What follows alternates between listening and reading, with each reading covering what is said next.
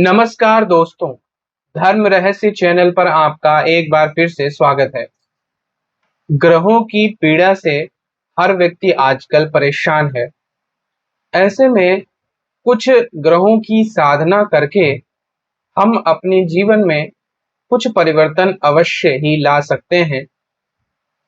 इसीलिए इन ग्रहों की साधना करके विशेष प्रकार के मंत्र जाप के द्वारा हम शक्तियों के साथ में ग्रहों से होने वाली पीड़ा को समाप्त कर सकते हैं। पिछली बार मैंने आप लोगों को राहु ग्रह के विषय में बताया था और आज मैं उसी का ही नीचे का हिस्सा, जिसे हम केतु ग्रह कहते हैं, इससे होने वाली परेशानियों को हल करने के संबंध में जानेंगे। कैसे इसके मंत्र का जाप किया जाए और क्या इससे हमें प्राप्त हो सकता है अगर इसकी साधना की जाती है। तो केतु ग्रह भारतीय ज्योतिष में स्वर भानु नाम के दानव का जो धड़ है, उसे ही केतु नाम से कहा जाता है, क्योंकि सिर को राहु कहते हैं। भगवान विष्णु ने समुद्र मंथन के समय में जब राहु ने चुपके से अमृत पीने की कोशिश की थी, तब सुदर्शन चक्र चलाकर राहु के गले को काट दिया था, जिससे जो सिर का ऊपरी भाग है इसे राहु कहा गया और नीचे का हिस्सा केतु माना गया। यह एक छाया ग्रह माना जाता है और प्रत्येक मनुष्य के जीवन पर इसका प्रभाव पड़ता है। केतु को प्रायः सिर पर कोई रत्न या तारा लिए हुए दिखाया जाता है, जिससे रहस्यमयी प्रकाश निकल रहा होता है। मनुष्यों में ख्याति पाने के लिए इस ग्रह को बहुत अधिक सहायक माना जाता है।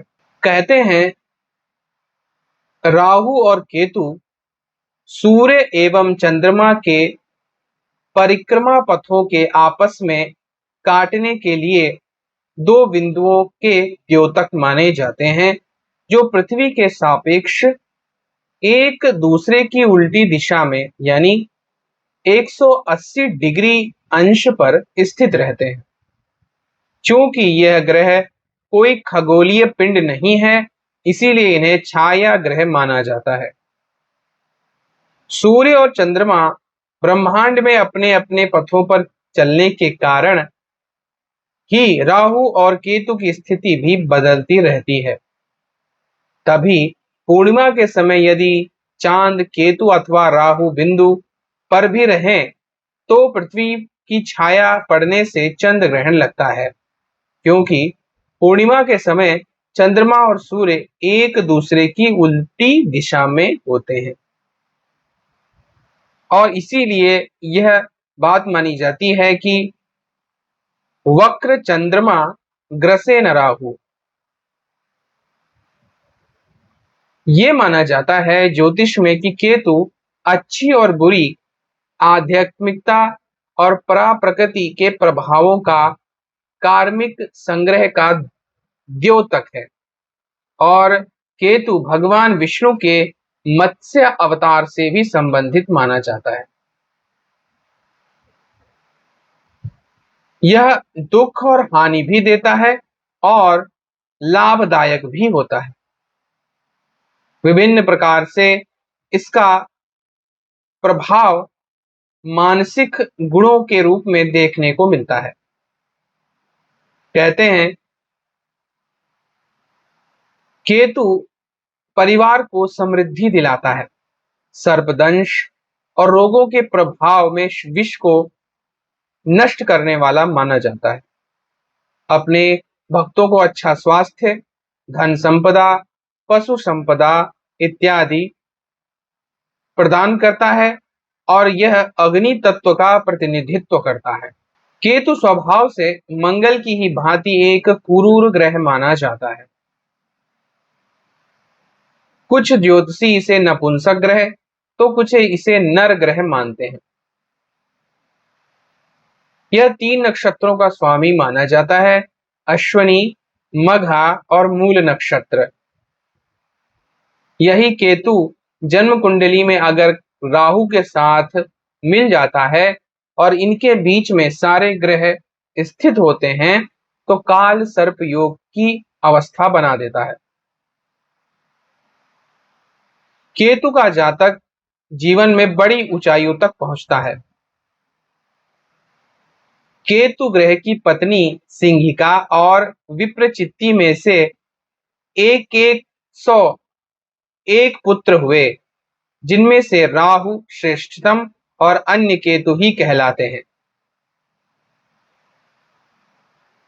यह ग्रह दानव का प्रभाव दिखाता है।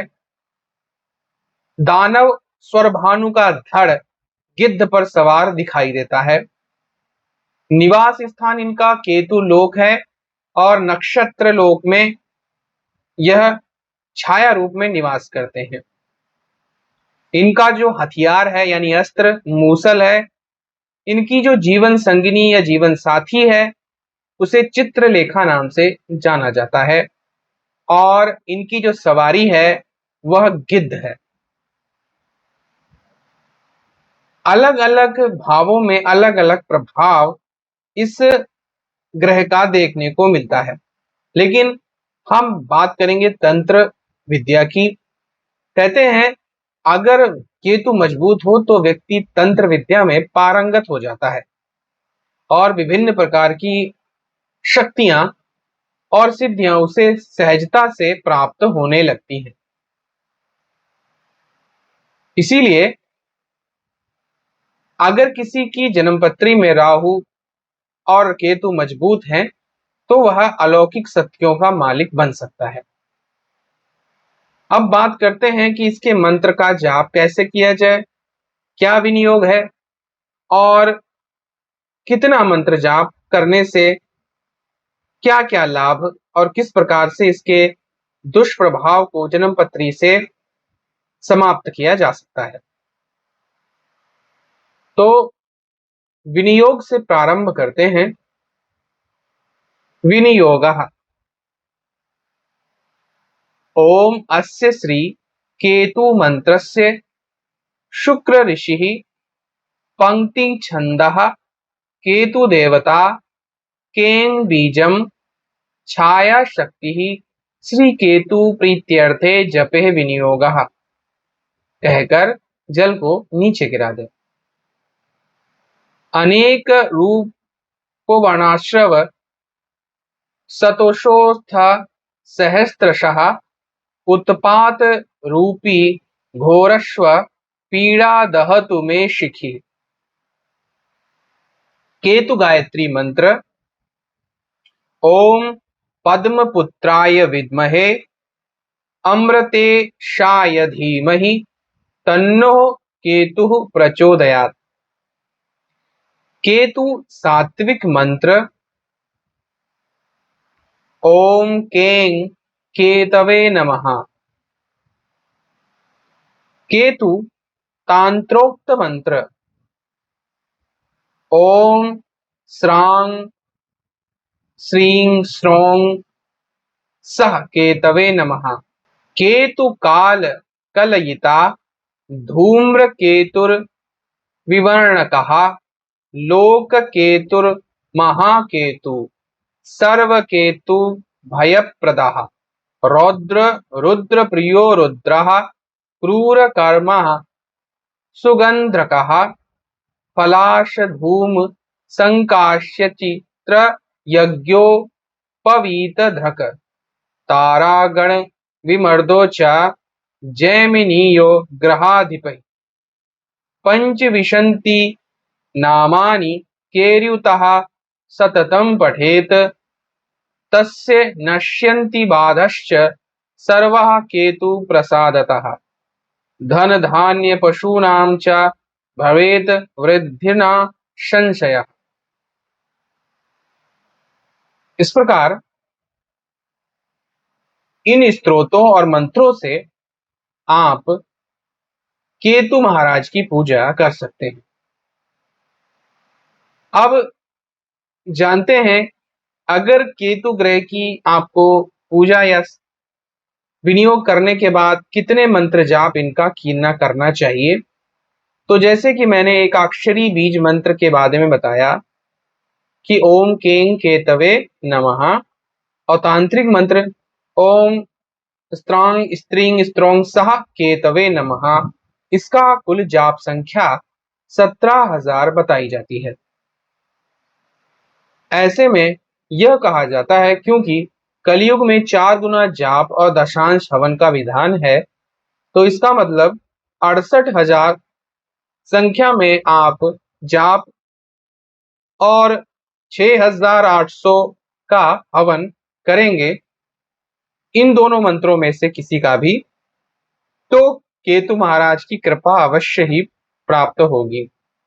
जब आप यह कार्य संपन्न कर लें तो आप दान सामग्री में काला वस्त्र, काले तिल, लहसुनिया, कंबल, सुगंधित तेल, उड़द, काली मिर्च, सप्त धान्य, लोहा, छाता इत्यादि दान कर सकते हैं। और रत्न के रूप में आप लहसुनिया को धारण कर सकते हैं।